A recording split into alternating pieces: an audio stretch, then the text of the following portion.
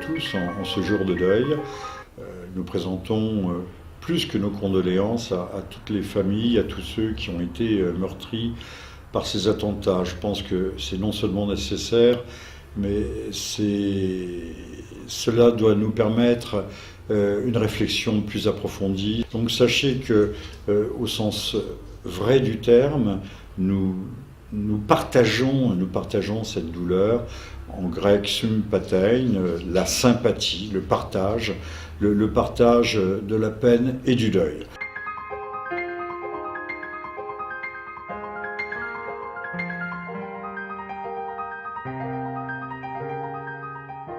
Maintenant, il faudra peut-être très vite s'interroger sur ces événements.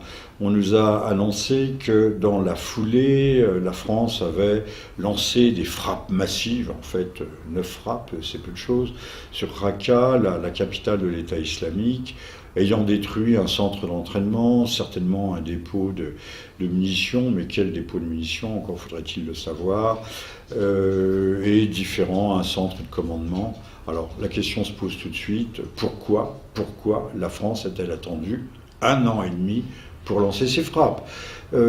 Presque un an et demi. La coalition arabo-occidentale dirigée par les États-Unis, qui regroupe une vingtaine de pays, donc en tête aussi le Canada, l'Australie, l'Allemagne, le Royaume-Uni et donc la France, qui a mis à disposition ses appareils, ses chasseurs bombardiers, est opérationnelle depuis le 8 août 2014. Je dis bien opérationnelle, elle avait été constituée plutôt dans l'année précédente. Alors pourquoi avons-nous attendu aussi longtemps pour opérer ces frappes décisives, puisque quand on parle de centre de commandement, c'est peut-être là, à Raqqa, capitale de l'État islamique, où se sont trouvés planifiés, où ont été planifiés les attentats qui ont ensanglanté Paris.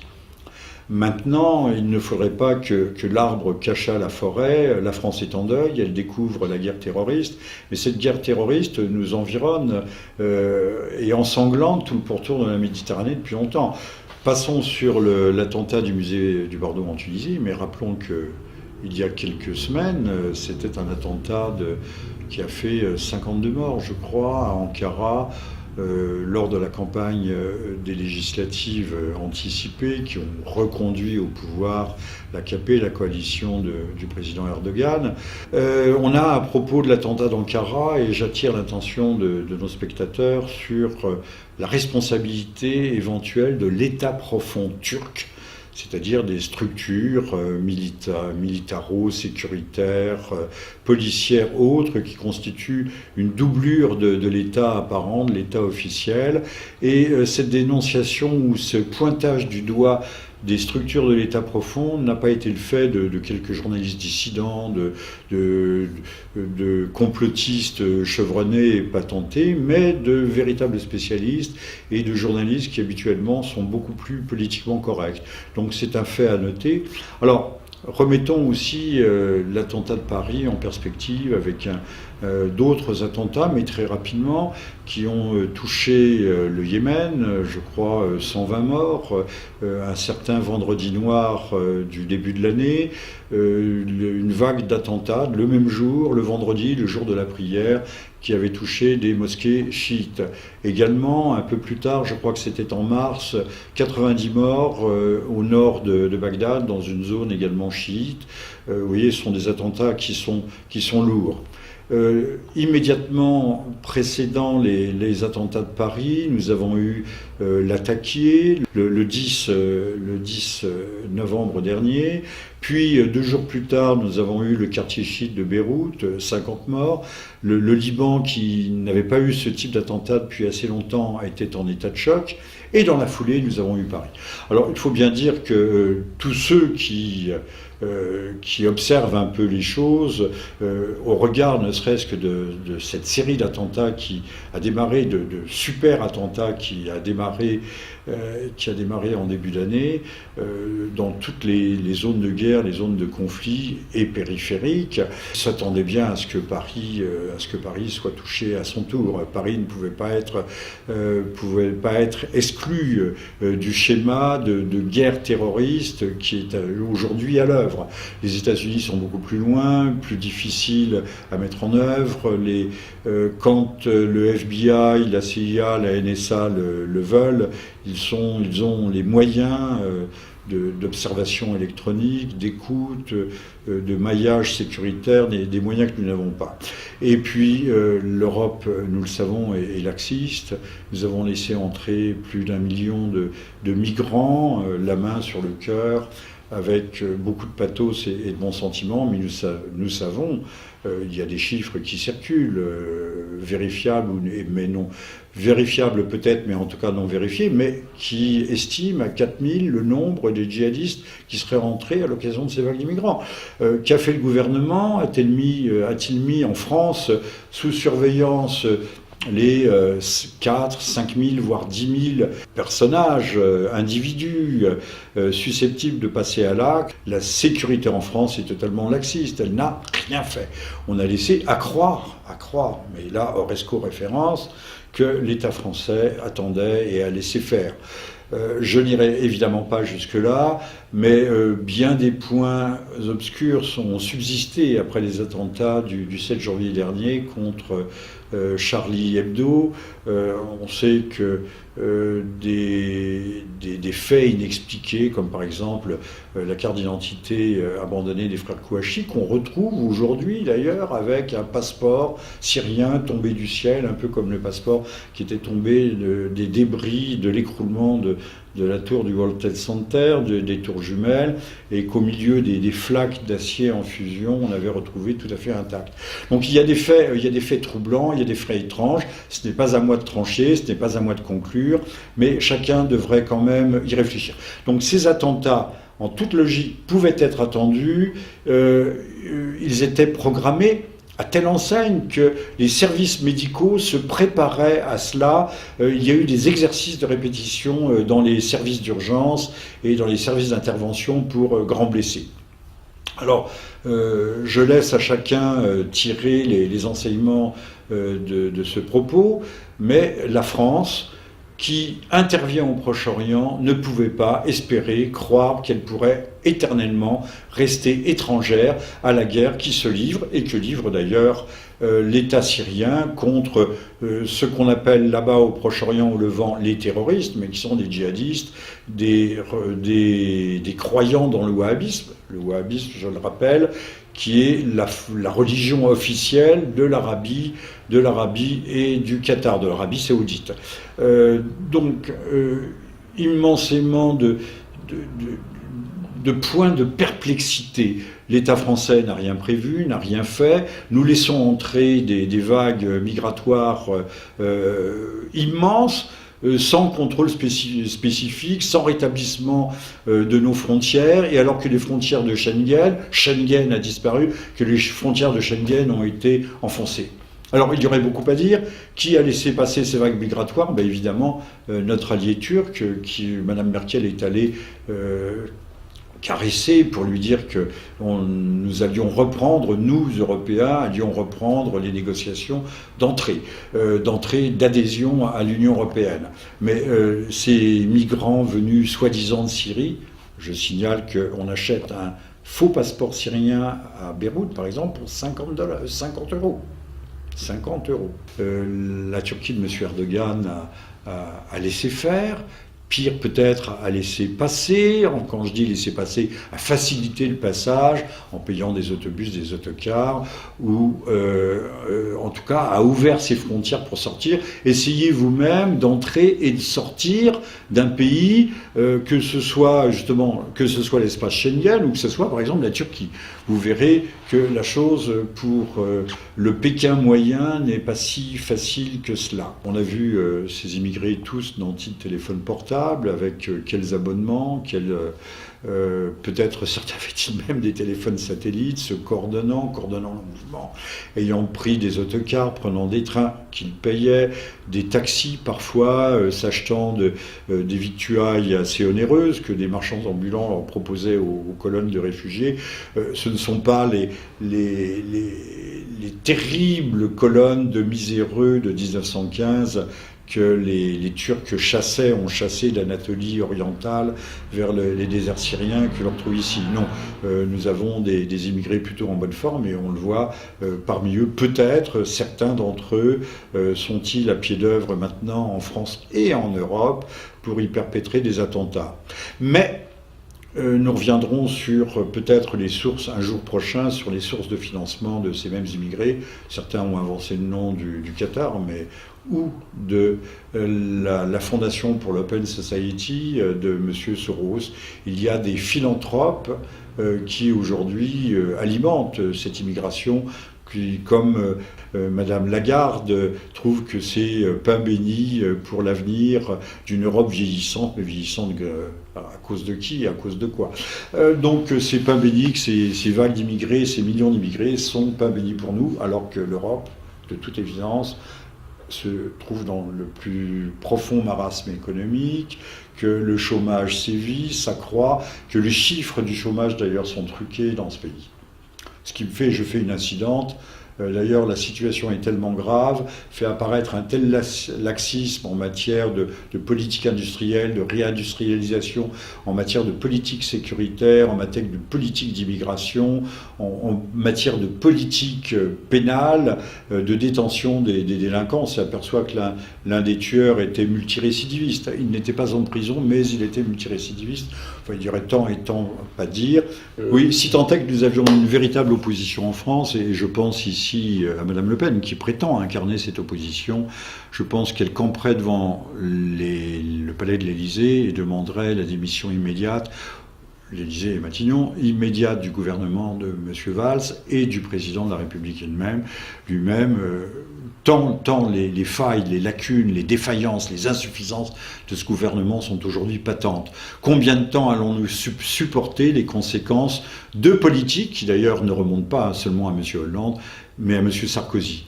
Ce qui me permet de dire ici que nous recueillons aujourd'hui la monnaie de notre pièce. Nous avons semé la tempête, nous avons semé le vent de la guerre civile, le vent de la révolte, aussi bien en Libye qu'en Syrie. Et la Libye est transformée en chaos djihadiste, takfiriste, al-qaïdiste, tout ce que l'on veut. Et nous avons fait de même en Syrie. Encore il y a peu de temps, M. Fabius, qui aurait dû être éjecté de son poste depuis très longtemps, nous disait qu'Al-Nosra, c'est-à-dire la version al-qaïdiste de syrienne, avait fait du bon boulot. Je ne peux pas être poursuivi par les tribunaux pour le dire, puisque ça a été publié et imprimé partout et qu'il n'y a jamais eu de démenti du Quai d'Orsay. Que fait cet individu à la tête de notre diplomatie ? Là, je crois que la question se pose de façon extrêmement aiguë. La France a soutenu ce qu'on appelle les terroristes modérés, donc aussi bien Al-Nosra que l'armée syrienne libre, et j'ai eu l'occasion de vérifier que l'armée syrienne libre, donc ce que la France, le Royaume-Uni, l'Allemagne soutiennent activement. Nous avons formé des cadres, nous avons fourni des armes, nous avons envoyé des instructeurs.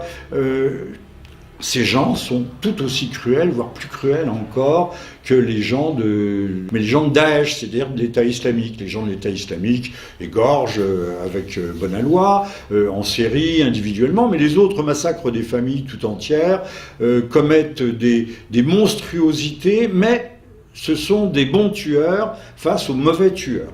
Alors expliquez-moi. Donc la France aujourd'hui est aussi malvenue de crier au haro sur les terroristes, alors qu'elle-même a soutenu ces mêmes terroristes. On continue à vouloir faire tomber Bachar el-Assad à son régime, qui était certainement un régime, pas l'homme lui-même, mais son régime était certainement corrompu. Régime de parti unique, sclérosé, ayant vieilli, ayant le monopole du pouvoir. C'était vrai il y a 4 ans et demi, quand les révoltes entretenues, soutenues, suscitées par l'Occident se sont déclenchées. Mais aujourd'hui, il y a eu une recomposition politique. Le fameux parti basse, patriotique, arabe et social, est toujours là. Il sert d'axe. Mais ce n'est plus qu'un axe autour duquel gravite une sorte d'unité politique, sociologique, confessionnelle. Il ne faut pas oublier que la Syrie est un pays de multiples religions. Il y a des chrétiens, il y a des druzes, il y a des chiites, donc il y a des alaouites qui se rattachent à la branche chiite, il y a des sunnites majoritaires, ceux qui se sont le plus opposés, mais beaucoup depuis se sont ralliés. Donc il y a une unité nationale, soudée d'ailleurs par le sang de ce qu'ils appellent les martyrs, c'est-à-dire les jeunes gens de toute confession, de tous horizons, de toute classe sociale, qui ont versé leur sang pour défendre peut-être pas les valeurs de la France et de l'Occident, mais en tout cas défendre des valeurs fondamentales qui sont celles des libertés individuelles, du droit de chacun à exercer sa confession. Nous avons là-bas une sorte de laïcité réelle et authentique, qui n'est pas une laïcité à géométrie variable comme chez nous, où une communauté est favorisée par opposition ou par rapport à une autre, et pour le plus grand désagrément de tous, une fausse laïcité qui est aussi à l'occasion un athéisme militant, voire un athéisme fanatique de la part de nos autorités publiques. 10 Rafales et Mirage partis des Émirats Arabes Unis et de Jordanie pour frapper effectivement la capitale de l'État islamique, Raqqa. C'est là où sont les dirigeants de Raqqa, c'est là où sont les centres d'entraînement, c'est là où étaient prisonniers les otages français. Revenons-en au bombardement massif d'hier et de la nuit dernière de la part des Français. Nous avons mis en jeu toute notre force de feu. Mais pourquoi ne l'avons-nous pas fait plus tôt ? Pourquoi n'avons-nous pas détruit les dépôts de munitions, les centres d'entraînement et surtout de commandement, ce que nous voulons faire ? Pourquoi avons-nous attendu plus d'1 an ? Est-ce que le gouvernement, est-ce que l'État est susceptible de nous l'expliquer ? C'est révéler notre impuissance ou notre volonté de n'exercer jusqu'à présent, non seulement de la part de la France, mais également de la part des États-Unis, que des frappes cosmétiques. Donc notre lutte contre Daesh, l'État islamique, était une lutte, utilisons ce mot populaire, voire vulgaire, une lutte bidon. Alors maintenant, peut-être allons-nous nous y mettre, mais il est grand temps. La première chose peut-être à faire serait d'unir toutes les forces, et il y a un certain nombre de parlementaires français dont les voix commencent à s'élever, qui demandent à ce qu'on cesse la guerre larvée contre le régime syrien et qu'on unisse nos forces. C'est ce qu'ont fait les Russes. Les Russes bombardent, mais en fait assurent un appui aérien à des forces au sol qui sont des forces combinées. L'armée arabe syrienne, les Pasdaran, c'est-à-dire les gardiens de la révolution iranien, avec lesquels nous sommes l'Occident, M. Obama a normalisé ses relations. Même on a vu nombre d'industriels français se rendre en cortège à Téhéran pour essayer de retrouver les marchés que la politique aberrante et toxique qui a été la nôtre leur a fait perdre. Mais également le Hezbollah, membre du gouvernement, partie prenante du gouvernement, présent à la Chambre des députés libanais, qu'on présente ici toujours comme des terroristes. Enfin, en tout cas, terroristes peut-être, mais c'est eux qui, comme nous, ont été victimes du terrorisme 2 jours après le fameux attentat de l'attaquer, dans leur quartier chic, au cœur du quartier chic, dans un quartier populaire. Ce sont là aussi des civils, comme en France, de malheureuses gens innocentes qui ont été touchés, blessés, meurtris, tués. Donc le Hezbollah, il faudrait peut-être là aussi essayer d'être un peu lucide, de regarder les choses telles qu'elles sont, de ne pas épouser toujours la terminologie israélienne, ça ne serait pas forcément plus mal, et ça ne serait pas forcément faire tort à Israël que d'appeler les choses par leur nom et les mouvements par leur nom. Le Hezbollah est un mouvement politique de résistance, certes, qui résiste dans le sud Liban aux avancées, aux menées d'Israël. Ce n'est pas notre problème, c'est un problème local, du Levant, mais ça devient notre problème dès lors que nous empêchons d'avoir des relations normales avec des gens qui sont des interlocuteurs normaux et qui luttent aujourd'hui pour eux-mêmes, pour le Liban, pour la Syrie, mais également pour nous, pour nos libertés qui sont en première ligne dans la lutte contre le terrorisme. Alors pour nous résumer, eh bien, nous récoltons ce que nous avons semé. Nous avons soutenu les terroristes dits modérés, mais qui sont de vrais terroristes tout court, des islamistes. Alors l'armée syrienne libre, c'est peut-être la faction réformiste des frères musulmans, mais enfin les frères musulmans, à l'occasion, s'identifient parfaitement aux wahhabites de l'État islamique, aux al-qaïdistes, mais al-qaïdisme n'est qu'une variante rivale de l'État islamique, de Daesh. Nous les avons, je dis bien, armés, soutenus, entretenus, que ce soit en Jordanie ou dans des camps de l'OTAN. Enfin, de l'OTAN, je me comprends, d'un pays appartenant à l'OTAN, à savoir la Turquie. Les convois de ravitaillement passaient par la Turquie. Le pétrole de Daesh qui permet de se financer passe par la Turquie. Certaines quantités arrivant jusqu'à destination en Europe. Tout le monde a fermé les yeux, à la fois sur ces exportations de pétrole, mais également sur le rôle délétère de la Turquie. On a saisi à la frontière des armes et autres ingrédients de la guerre à outrance et de la guerre terroriste. Les gendarmes qui avaient saisi à la frontière turque, sont syro-turcs, qui avaient saisi ces matériels ont été traînés devant les tribunaux turcs pour trahison.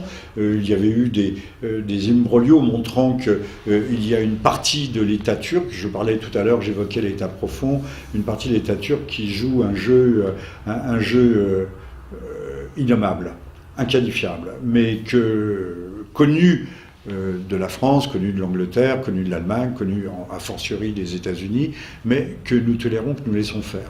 Donc comment peut-on continuer à espérer prévenir la menace terroriste en menant ce terrifiant double jeu? D'un côté, on soutient les terroristes, de l'autre côté, on veut les condamner et les empêcher de venir ici. Mais nous sommes rattrapés non pas par nos erreurs, mais par nos crimes. Parce que c'est déjà un crime contre la pensée que de mener cette politique. On a vu ce que ça a donné en Libye. Monsieur Sarkozy avait sa guerre. Chaque chef d'État aujourd'hui veut sa guerre. Monsieur BHL exultait, triomphait, jubilait. Il avait épargné à la Libye un bain de sang, mais le bain de sang a été double, triple, quadruple.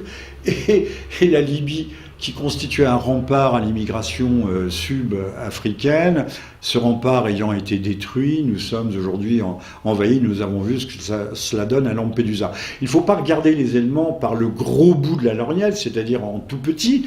Il faut voir les événements dans l'extension. Aujourd'hui, ça a été les affaires du Tchad, du Niger, du Mali. L'armée française est intervenue au Mali, elle est intervenue en Centrafrique, mais on voit ce que cela donne avec Boko Haram dans le golfe de Guinée, au Nigeria. Boko Haram a rallié Al-Qaïda. Il n'a pas rallié Al-Qaïda, il a rallié l'État islamique.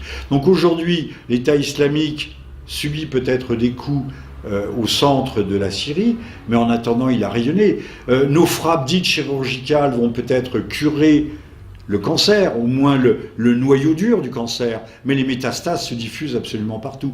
Cela est le résultat de notre politique. Les Français devraient en prendre conscience et réagir. Alors, je ne sais pas, je ne préconise rien, je ne dis pas voter pour tel ou un tel. Je pense que seul un vaste mouvement de rébellion, je mets rébellion entre guillemets populaire, en tout cas de révolte intellectuelle et morale, révolte intellectuelle et morale, devrait permettre, non pas à nos gouvernants de prendre conscience, parce que je pense qu'ils sont enfoncés beaucoup trop profondément dans leurs erreurs et dans leurs crimes, pour pouvoir aujourd'hui changer. Je pense qu'il faut un renouvellement complet de la classe politique.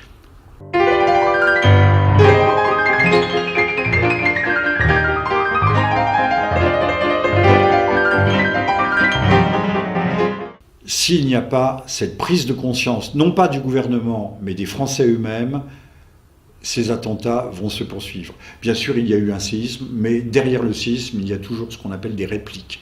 Le terrorisme non pas, c'est pas un épisode exceptionnel, c'est maintenant, le terrorisme est à pied d'œuvre, c'est une guerre terroriste, et maintenant le glas a commencé à sonner. Nous allons aller vers des temps vraiment difficiles, d'autant que beaucoup aujourd'hui confondent les terroristes, les djihadistes, les takfiristes, les wahhabites avec l'islam orthodoxe. Il existe aussi, qu'on le veuille ou non, un islam paisible ou apaisé. Il a toujours existé un islam apaisé, l'islam des gens ordinaires, l'islam populaire, ou l'islam des docteurs, ceux qui sont au-dessus de la mêlée, intellectuellement au-dessus de la mêlée. Or, aujourd'hui, des forces que je qualifierais d'obscures essayent de pousser la France et les Français à des oppositions intercommunautaires, interconfessionnelles. Non pas que la France bascule du jour au lendemain dans une guerre civile, les conditions ne sont évidemment pas réunies, mais on a déjà vu en Allemagne, je crois, en France même, en Bretagne, des musulmans se faire molester. Les musulmans qui sont là n'y sont pas pour grand-chose. La France a ouvert ses portes, a encouragé l'immigration. Il faut s'en prendre à ceux qui ont été coupables et responsables de cette politique qui à terme il était prévu qu'à terme cette politique créerait d'immenses inconvénients. Eh bien, surtout ne tombons pas dans le piège de la haine interconfessionnelle, parce que sinon, eh bien, nous servirions les pires ennemis de la République, de la démocratie, et en tout cas de nos libertés. Merci à vous tous et toutes.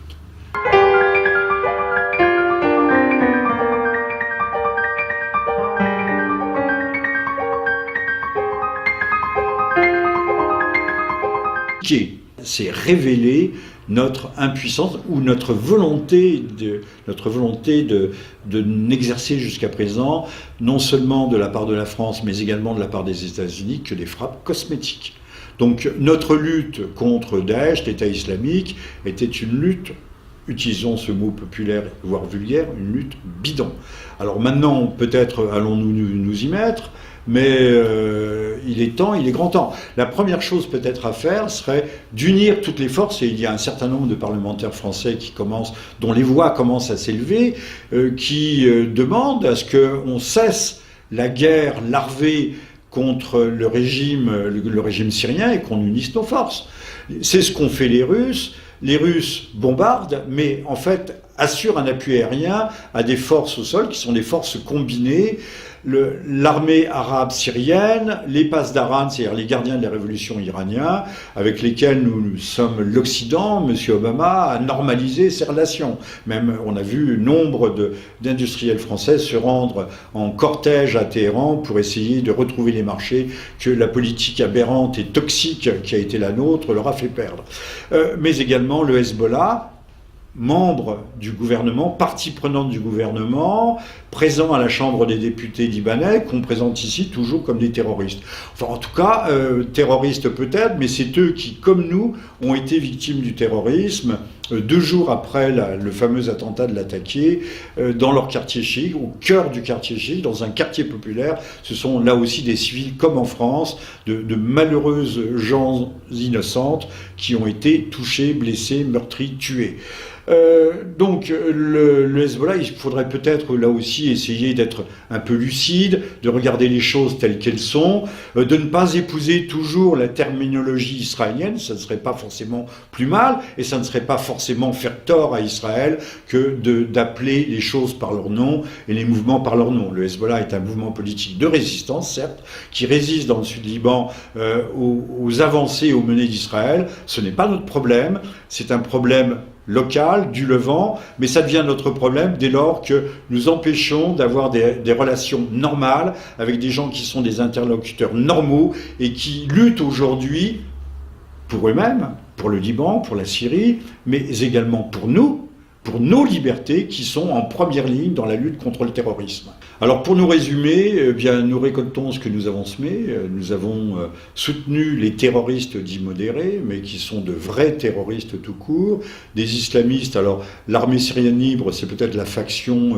réformiste des frères musulmans, mais enfin les frères musulmans, à l'occasion, s'identifient parfaitement aux wahhabites de l'État islamique, ou aux al-qaïdistes, mais al-qaïdisme n'est qu'une variante rivale de l'État islamique, de Daesh.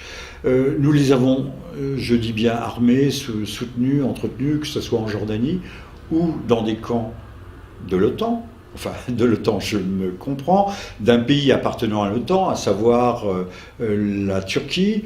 Les convois de ravitaillement passaient par la Turquie. Le pétrole de Daesh qui permet de se financer passe par la Turquie. Certaines quantités arrivant jusqu'à destination en Europe. Tout le monde a fermé les yeux, à la fois sur ces exportations de pétrole, mais également sur le rôle délétère de la Turquie. On a saisi à la frontière des armes et autres ingrédients de la guerre à outrance et de la guerre terroriste. Les gendarmes qui avaient saisi à la frontière turque, sont syro-turcs, qui avaient saisi ces matériels ont été traînés devant les tribunaux turcs pour trahison. Il y avait eu des imbroglios montrant qu'il y a une partie de l'État turc.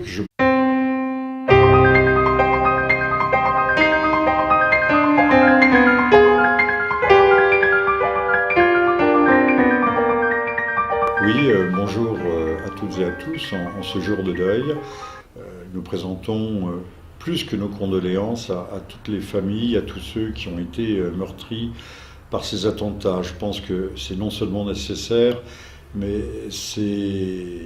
cela doit nous permettre une réflexion plus approfondie. Donc sachez que, au sens vrai du terme, nous partageons cette douleur. En grec, sympathein, la sympathie, le partage de la peine et du deuil.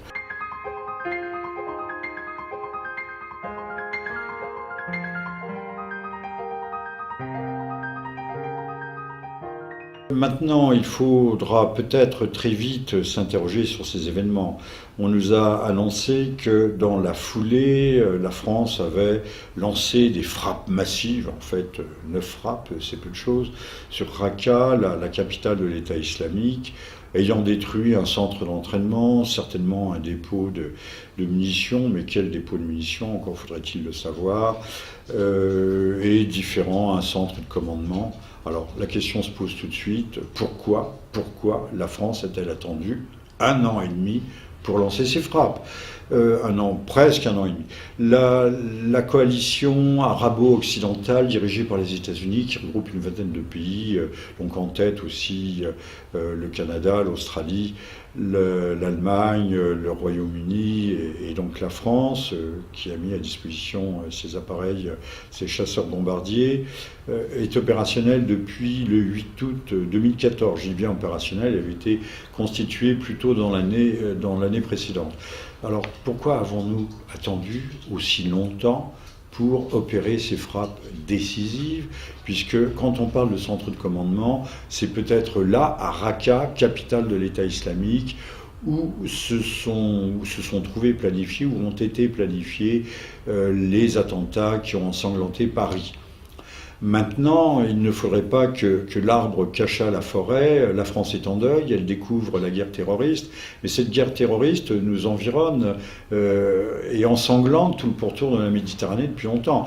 Passons sur l'attentat du musée du Bardo en Tunisie, mais rappelons qu'il y a quelques semaines, c'était un attentat qui a fait 52 morts, je crois, à Ankara, lors de la campagne des législatives anticipées qui ont reconduit au pouvoir l'AKP, la coalition du président Erdogan. On a, à propos de l'attentat d'Ankara, et j'attire l'attention de nos spectateurs sur la responsabilité éventuelle de l'État profond turc, c'est-à-dire des structures militaro-sécuritaires, policières, autres, qui constituent une doublure de l'État apparent, de l'État officiel. Et cette dénonciation ou ce pointage du doigt des structures de l'État profond n'a pas été le fait de quelques journalistes dissidents, de complotistes chevronnés et patentés, mais de véritables spécialistes et de journalistes qui habituellement sont beaucoup plus politiquement corrects. Donc c'est un fait à noter. Alors, remettons aussi l'attentat de Paris en perspective avec d'autres attentats, mais très rapidement, qui ont touché le Yémen, je crois 120 morts, un certain vendredi noir du début de l'année, une vague d'attentats le même jour, le vendredi, le jour de la prière, qui avait touché des mosquées chiites. Également, un peu plus tard, je crois que c'était en mars, 90 morts au nord de Bagdad, dans une zone également chiite. Vous voyez, ce sont des attentats que les frontières de Schengen ont été enfoncées. Alors, il y aurait beaucoup à dire. Qui a laissé passer ces vagues migratoires? Ben, évidemment, notre allié turc, Mme Merkel est allée caresser pour lui dire que nous allions reprendre, nous, Européens, allions reprendre les négociations d'entrée, d'adhésion à l'Union européenne. Mais ces migrants venus soi-disant de Syrie, je signale qu'on achète un faux passeport syrien à Beyrouth, par exemple, pour 50 euros. 50 euros. La Turquie de M. Erdogan a laissé faire. Pire peut-être à laisser passer, quand je dis laisser passer, à faciliter le passage en payant des autobus, des autocars, ou en tout cas a ouvert ses frontières pour sortir. Essayez vous-même d'entrer et de sortir d'un pays, que ce soit l'espace Schengen ou que ce soit par exemple la Turquie. Vous verrez que la chose pour le Pékin moyen n'est pas si facile que cela. On a vu ces immigrés tous nantis de téléphone portable, avec quels abonnements, peut-être certains avaient-ils même des téléphones satellites, se coordonnant le mouvement, ayant pris des autocars, prenant des trains qu'ils payaient, des taxis parfois, s'achetant des victuailles assez onéreuses que des marchands ambulants leur proposaient aux colonnes de réfugiés. Ce ne sont pas les terribles colonnes de miséreux de 1915 que les Turcs ont chassé d'Anatolie orientale vers les déserts syriens que l'on trouve ici. Non, nous avons des immigrés plutôt en bonne forme et on le voit parmi eux. Peut-être certains d'entre eux sont-ils à pied d'œuvre maintenant en France et en Europe pour y perpétrer des attentats. Mais nous reviendrons sur peut-être les sources, un jour prochain, sur les sources de financement de ces mêmes immigrés. Certains ont avancé le nom du Qatar, ou de la Fondation pour l'Open Society de M. Soros. Il y a des philanthropes qui aujourd'hui alimentent cette immigration, qui, comme Madame Lagarde, trouve que c'est pain béni pour l'avenir d'une Europe vieillissante, mais vieillissante à cause de qui et à cause de quoi. Donc c'est pain béni que ces vagues d'immigrés, ces millions d'immigrés sont pain béni pour nous, alors que l'Europe, de toute évidence, se trouve dans le plus profond marasme économique, que le chômage sévit, s'accroît, que les chiffres du chômage d'ailleurs sont truqués dans ce pays. Ce qui me fait, je fais une incidente, d'ailleurs la situation est tellement grave, fait apparaître un tel laxisme en matière de politique industrielle, de réindustrialisation, en matière de politique sécuritaire, en matière de politique d'immigration, en matière de politique pénale, de détention des délinquants. On s'aperçoit que l'un des tueurs était multirécidiviste. Il n'était pas en prison, mais il était multirécidiviste. Enfin, il dirait tant et tant pas dire.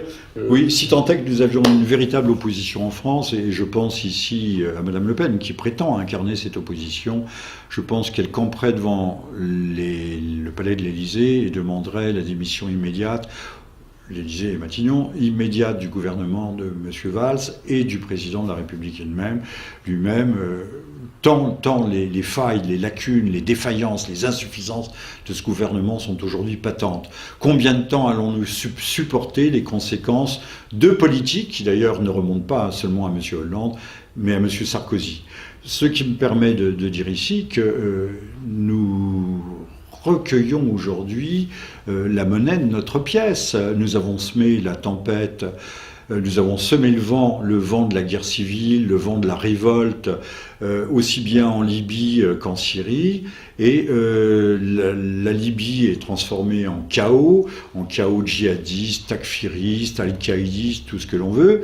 Et nous avons fait de même en Syrie. Encore il y a peu de temps, M. Fabius, qui aurait dû être éjecté de son poste depuis très longtemps, nous disait qu'Al-Nosra, c'est-à-dire la version al-qaïdiste de syrienne, avait fait du bon boulot. Je ne peux pas être poursuivi par les tribunaux pour le dire, puisque ça a été publié et imprimé partout et qu'il n'y a jamais eu de démenti du Quai d'Orsay.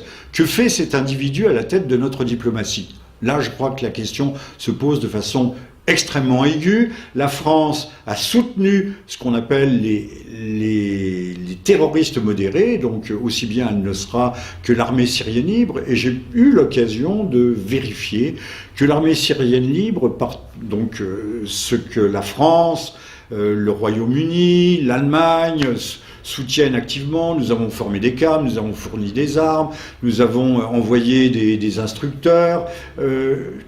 Ces gens sont tout aussi cruels, voire plus cruels encore, que les gens de Daesh, c'est-à-dire de l'État islamique. Les gens de l'État islamique égorgent avec bonne loi, en série, individuellement, mais les autres massacrent des familles tout entières, commettent des monstruosités, mais ce sont des bons tueurs face aux mauvais tueurs.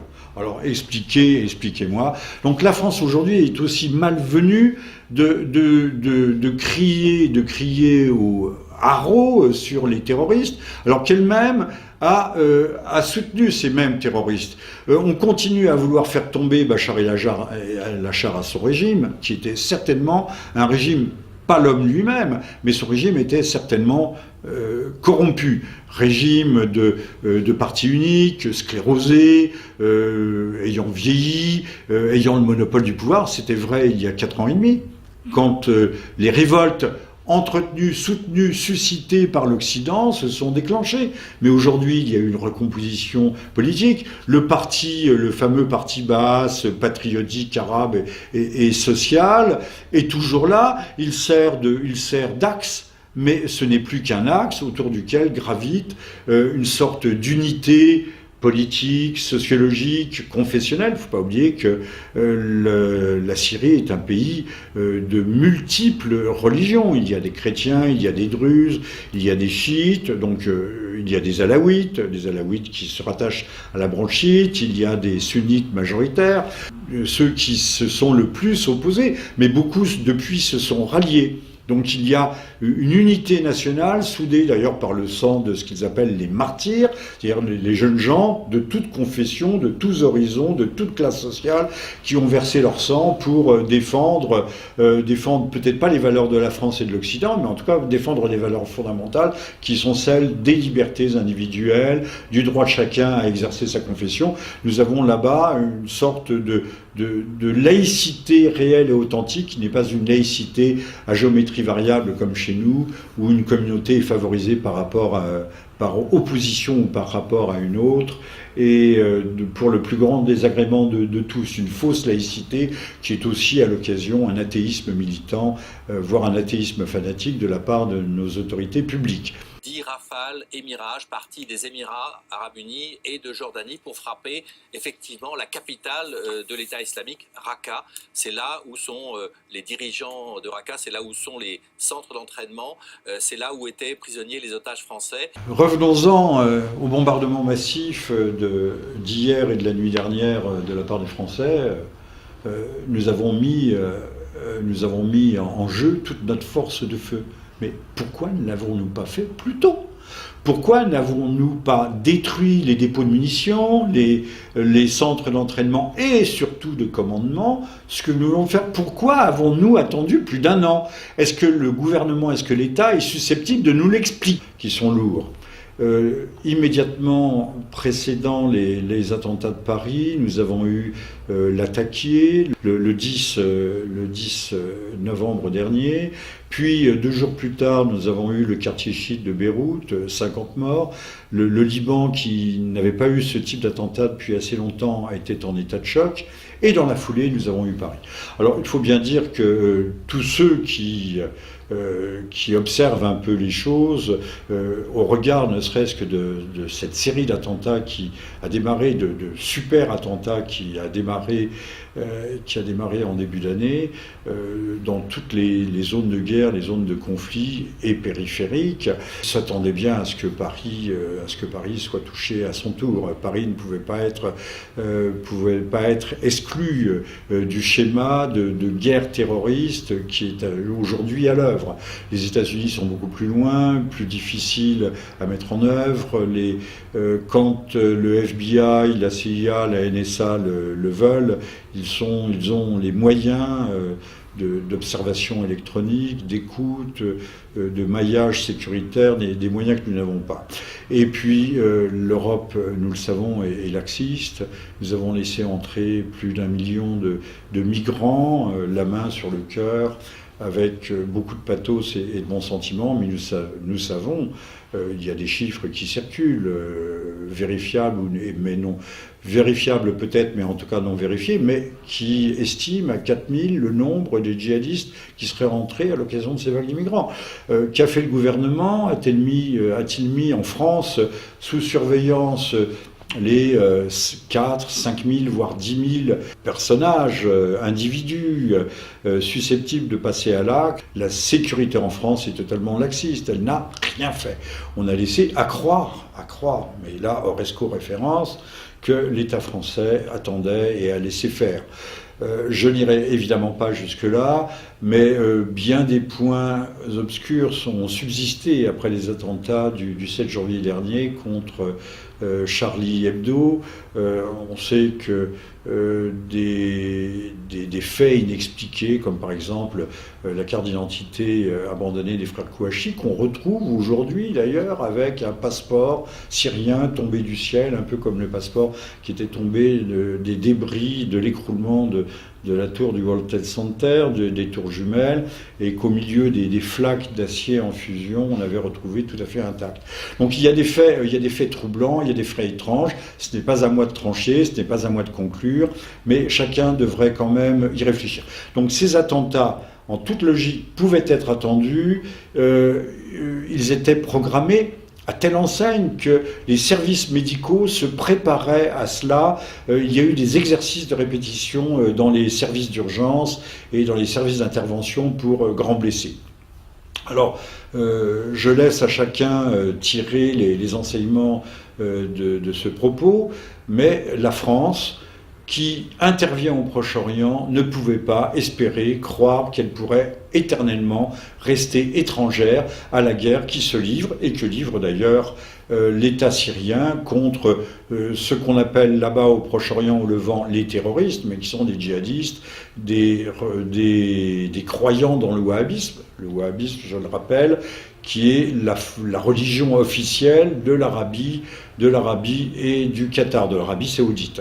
Donc, immensément de points de perplexité. L'État français n'a rien prévu, n'a rien fait. Nous laissons entrer des vagues migratoires immenses, sans contrôle spécifique, sans rétablissement de nos frontières, et alors que les frontières de Schengen a disparu.